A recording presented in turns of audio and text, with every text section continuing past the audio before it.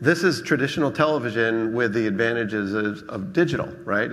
And on top of that, it's also frictionless for people to be able to get content in, right? You don't have to have 1,000 engineers iterating a million different versions of your application in order to get that content monetized. But ironically, we have 3 companies here that do put a lot of energy into building experiences. So it's interesting how FAST is still something that's relevant for people that don't want to build apps, and also relevant for people who build apps.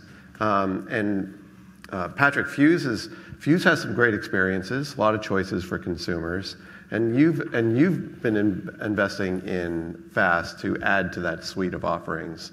How's that changed your company? Very significantly in a very short amount of time. Yeah, we still are a pay TV cable business. We have 2 cable channels, and that business is great. But we also see that viewership is spanning, different devices, different, experiences. And so we saw, a little bit of a blip with what was going on in FAST. So we kind of got in there, dipped our toes in, and I think our first channel launched in 2018. And then, what everybody said about the lockdown and all of that then the growth really started to come around. And then as we saw the opportunity grow in terms of the ad monetization there, we continued to invest. So we've kind of been looking at it in, every quarter or so, like looking and seeing how things are going, how is it growing, and then investing more in that. And now we've gone from 1 channel to 5. We've got a couple more that we're going to be announcing soon. And it just continues to exceed our expectations in terms of the performance of that viewership, and then where the monetization is going. I mean, the advertising industry is moving into connected TV in a really big way, and so we're responding to that. So we have organized our business, and we're lucky because we are a TV company that we treated FAST like it was in its maturation of looking like a TV platform. Yeah. And so we have a scheduling team, programming team, an acquisitions team, or a research team to do all of that. We've been doing that for years now, and now that's really making a big difference in that space. But we still balance that with pay TV and subscription and digital content, YouTube channel and social. You just have to start acting a lot more like a startup, because you just can't. You have all of these different endpoints that you have to be in, but you just got to figure out how to do it with a lot more agility. Mm-hmm. Yeah.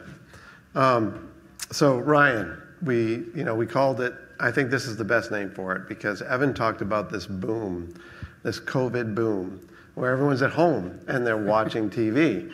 And now COVID's over and we're out of the home. So the second boom is where? It's digital out of home, right? I mean, we're booming where people want to go. Sure, and I mean, to be honest, I recoil a little bit from the idea of digital out of home.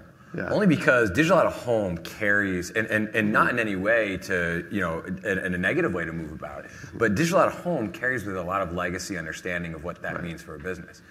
I think when you want to think about atmosphere, we've talked, how many companies, I think it's safe to say that nearly every single streaming company, FAST platform, is focused on how to gain consumers' attention when they're inside their home. And that's a tough battle right now. And there was a great article, I think it was a CNBC article earlier this week, talked about the streaming wars are over right now, because there's no more, it's just, we're back to we're basically where the telcos are. They're just trying to trade and reduce churn. And an atmosphere, at our inception, the idea was everyone's worried about when people watch television at home. There's a lot of moments where people are watching television outside their home, or could be enjoying that experience of watching television outside their home. And so why don't we program to that? And that's what Atmosphere has done, is we program content bespoke for the moment that you're sitting outside your home. And that includes sports, includes entertainment, it includes the best of the viral content that you'd watch on your, otherwise on your phone. But it gives us an opportunity to meet consumers at that moment of when they are in a bar, a restaurant, a medical office, another retail environment, a gym, a salon, a spa. So I spent 20 years at 2 major media companies, and what attracted me to Atmosphere was the idea of actually solving for a problem that people hadn't started to identify yet, which is no one's made content to meet that moment.